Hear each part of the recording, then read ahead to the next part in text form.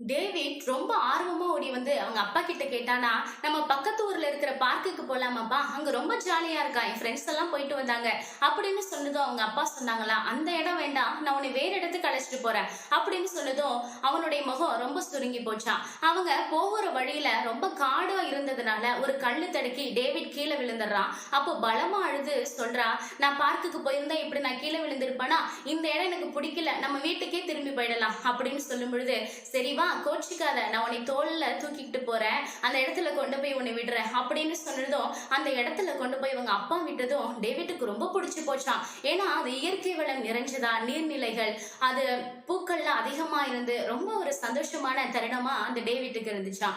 அந்த மரத்துல செஞ்ச ஊஞ்சல்ல அவன் விளையாடும் பொழுது ரொம்ப ஜாலியா இருந்து அவங்க அப்பா கேட்டாங்களா, நாளைக்கு நம்ம பார்க்குக்கு போலாமா அப்படின்னு கேட்கும் பொழுது, இல்ல வேணாப்பா, நாளைக்கு நம்ம இங்கேயே வரலாம், ரொம்ப ஜாலியா இருக்கு அப்படின்னு சொன்னதும் அவன் ரொம்ப சந்தோஷமா இருந்தானா.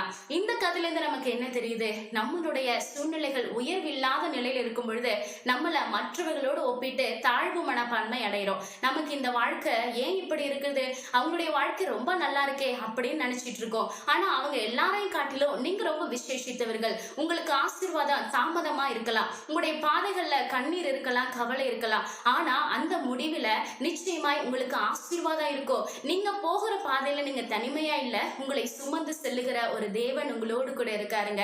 அதனால நீங்க எதை குறிச்சும் கவலைப்படாதீங்க. ஏன்னா வசனம் இவ்விதமாக சொல்லுகிறது, குறித்த காலத்தில் தரிசனம் இன்னும் வைக்கப்பட்டிருக்கிறது, முடிவிலே அது விளங்கும், அது பொய் சொல்லாது, அது தாமதித்தாலும் அது நிச்சயமாய் வரும் என்று வேதம் சொல்லுகிறது. உங்களுடைய ஆரம்பம் வேணா அற்பமா இருக்கலாம், ஆனா முடிவு உங்களுக்கு நிச்சயமான ஆசீர்வாதத்தோடு இருக்கும். தேவ சமூகத்துல காத்திருங்க, அந்த ஆசீர்வாதத்தை நீங்க பார்ப்பீங்க.